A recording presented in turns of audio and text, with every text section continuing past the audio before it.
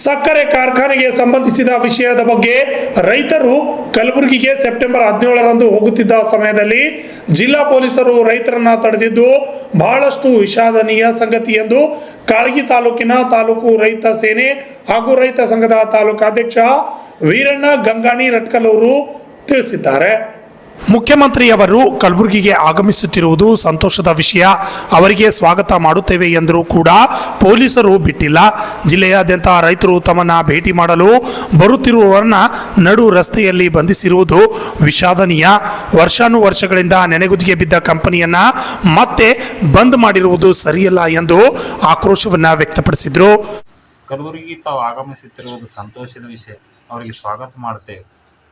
ಇಡೀ ಜಿಲ್ಲೆಯಾದ್ಯಂತ ರೈತರು ತಮ್ಮ ತಮ್ಮ ಕಷ್ಟಗಳನ್ನು ಹೇಳಿಕೊಳ್ಳಲು ತಮ್ಮನ್ನು ಭೇಟಿ ಮಾಡಲು ಬರ್ತಾ ಇದ್ದರು. ಅವರನ್ನು ನಡು ರಸ್ತೆಯಲ್ಲಿ ತಡೆದು ನಿಲ್ಲಿಸಿದಿರಲ್ಲ ಯಾಕೆ ಅಂತ ತಮಗೆ ನಾವು ಕೇಳಬೇಕಾಗ್ತದೆ.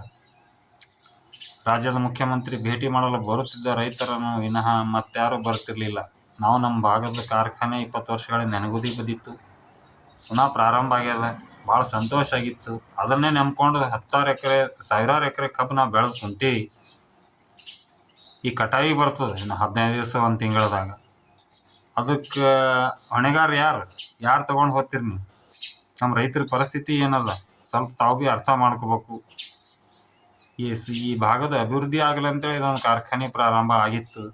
ಆದರೆ ಯಾವುದೇ ಕಾರಣಕ್ಕೂ ಬಂದಾಗಿದೆ ಗೊತ್ತಾಗಿಲ್ಲ. ಬರ್ತಿದ್ದ ರೈತರನ್ನು ತಡೆದು ಜಿಲ್ಲೆಯಾದಂಥ ತಾವು ಪೊಲೀಸರ ನೇಮಿಸಿ ನಮಗೆ ಎಲ್ಲಿ ಬರೋಕ್ಕೆ ಬಿಡಲಿಲ್ಲ.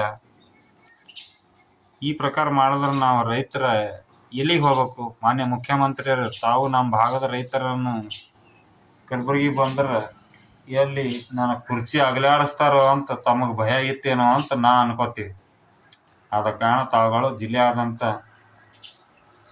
1 ಅಲ್ಲ 10 ಅಲ್ಲ ಸಾವಿರಾರು ಪೊಲೀಸರನ್ನು ತಂದು ನಿಂದಿರ್ಸಿರಿ. ಕಾರಣ ಏನು, ಯಾಕೆ ನಿಂದಿರ್ಸ್ತೀರಿ ಅನ್ನೋದು ನಮಗೆ ಗೊತ್ತಾಗಲಿಲ್ಲ. ನಾವು ನಿಮಗೆ ಕೇಳ್ತಿದ್ದೇವೆ ಏನು, ನಮ್ಮ ಭಾಗದ ಸಕ್ಕರೆ ಕಾರ್ಖಾನೆ ಬಂದಾಗ್ಯದ, ಚಾಲೂ ಮಾಡಿಕೊಡ್ರಿ ಅಂತ ತಮಗೊಂದು ವಿನಂತಿ ಮಾಡ್ಕೊಳಕ್ಕೆ ಮನವಿ ಕೊಡ್ಲಕ್ಕೆ ಹೊಂಟಿದ್ದೇವೆ ಅಷ್ಟೇ. ನಾವು ಏನಾರ ನಿಮಗೆ ಕೇಳಕ್ಕೆ ಹೊಂಟಿದ್ದೇವೇನು? ನಮ್ಗೆ ಅಭಿವೃದ್ಧಿ ಏನು ಮಾಡ್ತಿರೋ ಬಿಡ್ತಿರೋ ಗೊತ್ತಿಲ್ಲ. ನಮ್ಮ ಫ್ಯಾಕ್ಟ್ರಿ ಮಾಡಿಕೊಡ್ರಿ ಸಾಕು. ಇಂಥ ಇನ್ನೂ 10 ಫ್ಯಾಕ್ಟ್ರಿ ನಾವು ಮಾಡ್ಕೊಡ್ತೀನಪ್ಪ ಅಂತ ನಮ್ಗೆ ಆಶ್ವಾಸನೆ ಕೊಡ್ಬೇಕಿತ್ತು. ನೀವು ನೋಡಿದ್ರೆ ನಮಗೆ ಮಾತನಾಡಲಿಲ್ಲ, ನಮ್ದು ಏನೂ ಕೇಳಿಲ್ಲ. ಕೋರ್ಟ್ನಾಗದ ಹೋರಿ ಅಂತ ಹೇಳಿ ಕಳಿಸ್ಕೊಟ್ರಿ.